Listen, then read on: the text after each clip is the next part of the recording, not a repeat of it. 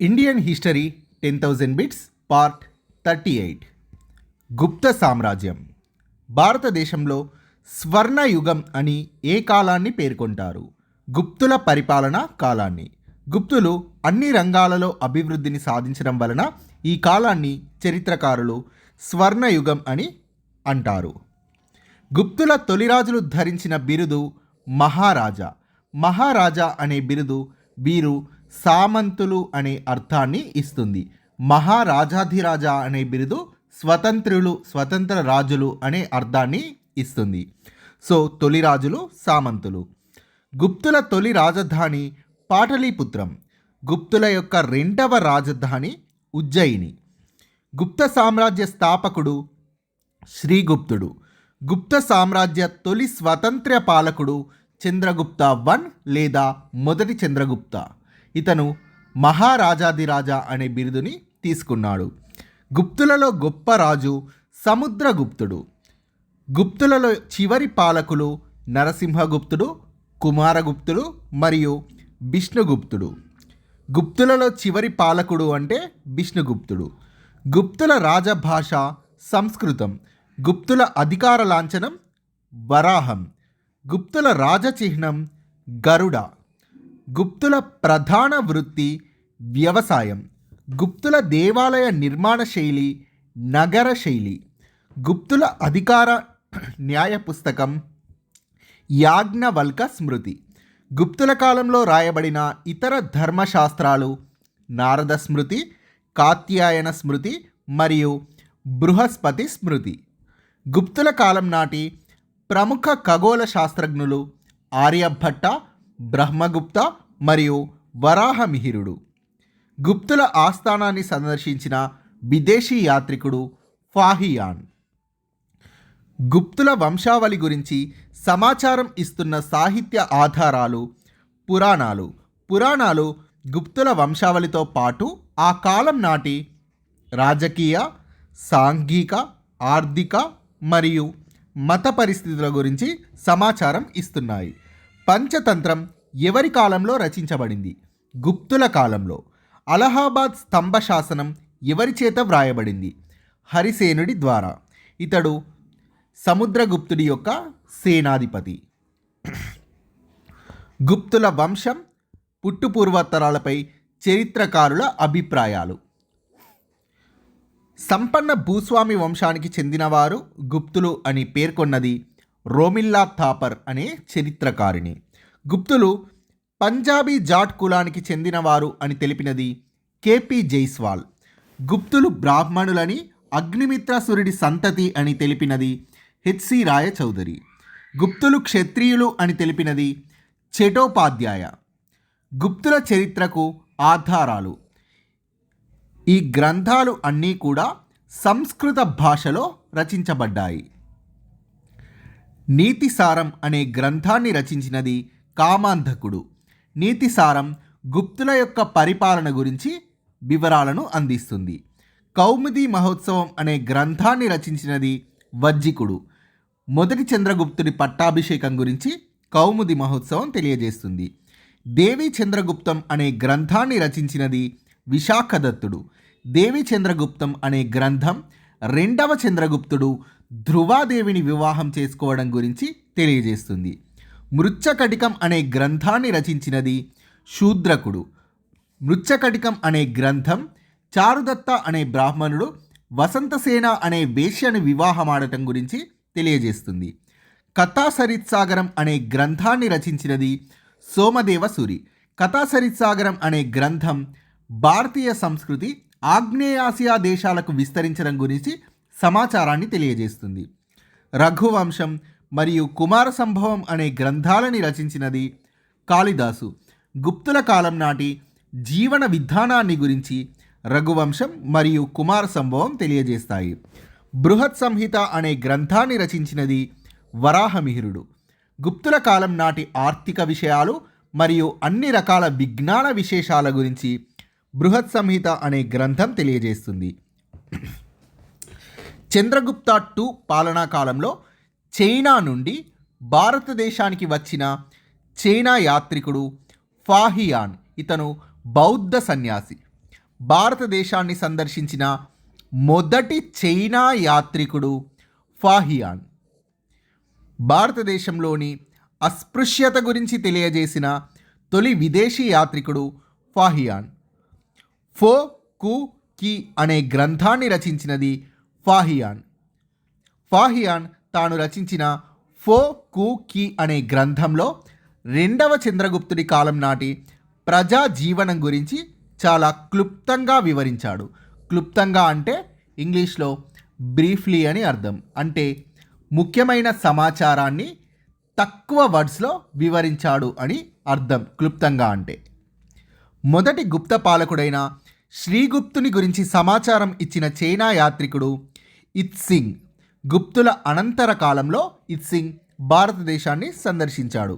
ఇతను గుప్తుల కాలంలో రాలేదు. గుప్తులకు చెందిన మొత్తం ఎన్ని శాసనాలు లభ్యమవుతున్నాయి? 42 శాసనాలు. సముద్రగుప్తుడు వేసిన శాసనాలు. ఈ శాసనాలన్నీ గుప్తుల గురించి సమాచారం ఇచ్చే శాసనాలు. సముద్రగుప్తుడు వేసిన ఇరాన్ ప్రశస్తి శాసనం. ఇది సముద్రగుప్తుడి విజయాలను గురించి తెలియజేస్తుంది. ప్రశస్తి అంటే రాజు తన విజయాలని తెలియజేస్తూ వేసే శాసనం. సో ఇరాన్ ప్రశస్తి సముద్రగుప్తుడి విజయాలను గురించి తెలియజేస్తుంది. ఇరాన్ ప్రశస్తి ప్రధానంగా సముద్రగుప్తుడు జయించిన 18 ఆటవిక రాజ్యాల గురించి తెలియజేస్తుంది. అలహాబాద్ లేదా ప్రయాగ ప్రశస్తి. ఈ శాసనాన్ని రచించినది సముద్రగుప్తుడి సర్వ సైన్యాధికారి అయిన హరిసేనుడు. సముద్రగుప్తుడు జయించిన రాజ్యాలను ఈ శాసనం తెలియజేస్తుంది. ఈ శాసనం అలహాబాద్లోని అశోకుడి స్తంభం పైన లిఖించబడింది. నలంద తామ్ర శాసనం, బీహార్. ఇది దాన శాసనం. సముద్రగుప్తుడు ఒక బ్రాహ్మణుడికి అగ్రహారాన్ని ఇచ్చినట్లుగా తెలియజేస్తుంది. బ్రాహ్మణులకు అగ్రహారాలు అనే పేరుతో భూములను దానం చేసినది గుప్తులు. అయితే భూములను దానం చేయడం అనేది శాతవాహనుల కాలం నుండే ప్రారంభమైంది. అగ్రహార అనే పదం తొలిసారిగా సముద్రగుప్తుడి నలంద తామ్ర శాసనంలోనే కనిపిస్తుంది. గయా తామ్ర శాసనం, బీహార్. సముద్రగుప్తుడు గయలోని ఒక బౌద్ధ విహారానికి గ్రామాన్ని దానంగా ఇచ్చినట్లుగా గయా తామ్ర శాసనం తెలియజేస్తుంది. గయలోని ఈ బౌద్ధ విహారాన్ని శ్రీలంక రాజైన మహామేఘవర్మ నిర్మించాడని కూడా గయా తామ్ర శాసనం తెలియజేస్తుంది. మెహ్రౌలి ఇనుప స్తంభ శాసనం, ఢిల్లీ. మెహ్రౌలి శాసనం చంద్రగుప్త II లేదా రెండవ చంద్రగుప్తుడి యొక్క సైనిక విజయాలను తెలియజేస్తుంది. ఈ శాసనం వేయబడిన ఇనుప స్తంభం దాదాపుగా 6 టన్నుల బరువు మరియు 23 అడుగుల ఎత్తు కలిగి ఉంది. గత 1500 ఏళ్లుగా వాతావరణ కాలుష్యానికి గురికాకుండా, ఇప్పటి వరకు చెక్కు చెదరకుండా, తుప్పు పట్టకుండా ఉంది. జనరల్గా ఇనుప వస్తువులు తుప్పు పడతాయి, కానీ ఇది 1500 ఏళ్ళైనా ఈ ఇనుప స్తంభం అనేది చెక్కు చెదరకుండా, తుప్పు పట్టకుండా, ఎలాంటి కాలుష్యానికి గురి కాకుండా ఉంది. సో ఈ శాసనం అనేది, ఈ ఇనుప స్తంభ శాసనం అనేది గుప్తుల కాలం నాటి లోహ సంగ్రహణ విధానానికి మంచి ఉదాహరణ. మెహ్రౌలి ఇనుప స్తంభ శాసనంని వేయించినది చంద్రగుప్త II. స్కందగుప్తుడు వేసిన శాసనాలు. జునాగఢ్ శాసనం. జునాగఢ్ శాసనం లేదా జునాగఢ్ శాసనం అని కూడా అనొచ్చు. ఈ జునాగఢ్ శాసనం ప్రకారం సుదర్శన తటాకానికి మరమ్మతులు చేయించినట్లుగా స్కందగుప్తుడు తెలియజేశాడు. జునాగఢ్ శాసనం గురించి ఇంకో ఇంపార్టెంట్ ఇన్ఫర్మేషన్, శకరాజు రుద్రదమనుడు కూడా జునాగఢ్ శాసనం వేశాడు. తన జునాగఢ్ శాసనంలో రుద్రదమనుడు సుదర్శన తటాకం గురించే సమాచారాన్ని ఇచ్చాడు. స్కందగుప్తుడు వేసిన జునాగఢ్ శాసనంలో కూడా సుదర్శన తటాకం గురించి సమాచారం ఉంది. బితారీ శాసనం, మధ్యప్రదేశ్. స్కందగుప్తుడు హుణులతో యుద్ధాలు చేసినట్లుగా బితారీ శాసనం తెలియజేస్తుంది. అయితే గుప్త వంశాన్ని అంతం చేసినది హుణులు. పూనా తామ్ర శాసనం వేయించినది రెండవ చంద్రగుప్తుడి కుమార్తె అయిన ప్రభావతి గుప్తా. పూనా తామ్ర శాసనం భూ సర్వే విధానం గురించి సమాచారం ఇస్తుంది. ప్రాచీన భారతదేశంలో సతీ సహగమనం గురించి ప్రస్తావిస్తున్న తొలి శాసనం భానుగుప్తుని ఎరాన్ శాసనం. సో శాసనాలు పేర్లు సేమ్ ఉన్నా కూడా ఇక్కడ భానుగుప్తుడు వేయించిన ఎరాన్ శాసనం అనేది సతీ సహగమనం గురించి ప్రస్తావిస్తుంది. సతీ సహగమనం గురించి ప్రస్తావిస్తుంది భానుగుప్తుడి యొక్క ఇరాన్ శాసనం. గుప్తుల కాలం నాటి వైష్ణవ మతం గురించి తెలిపే శాసనాలు మందసోర్ మరియు ఉదయగిరి శాసనాలు. సో ఈ ఇరాన్ శాసనం అనేది సముద్రగుప్తుడు వేయించిన ఇరాన్ శాసనం కూడా ఉంది. సో అందు గురించి చెప్తున్నాను. మధ్యప్రదేశ్ ఇరాన్ ప్రశస్తి సముద్రగుప్తుడి విజయాలను గురించి తెలియజేస్తుంది. సో ఇక్కడిచ్చిన ఇరాన్ శాసనం అనేది భానుగుప్తుడు వేయించాడు. మందసోర్ శాసనం వేయించినది యశోవర్మ.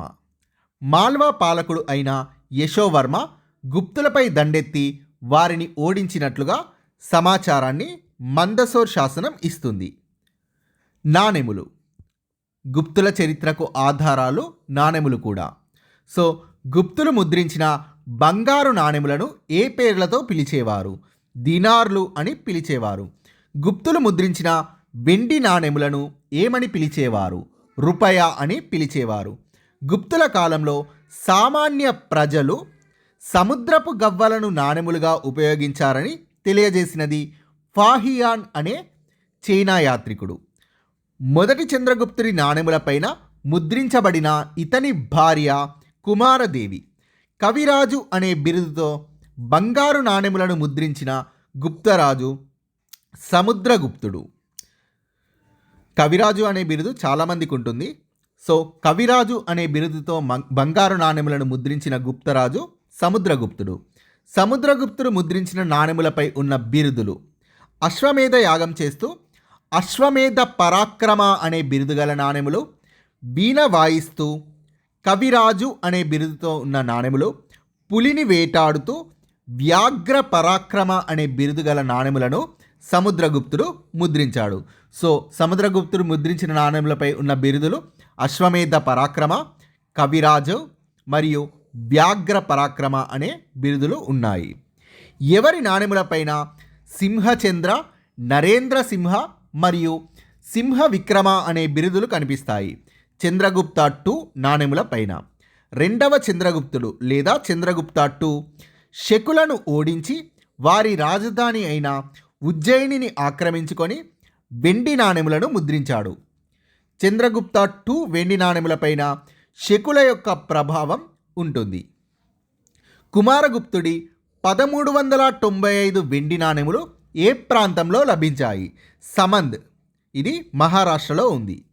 ఈ నాణెములపైన కుమారగుప్తుడు అశ్వమేధ యాగం చేస్తున్న దృశ్యం మరియు అశ్వమేధ మహేంద్ర అనే బిరుదు ఈ నాణెములపైన కనిపిస్తాయి. Thank you friends.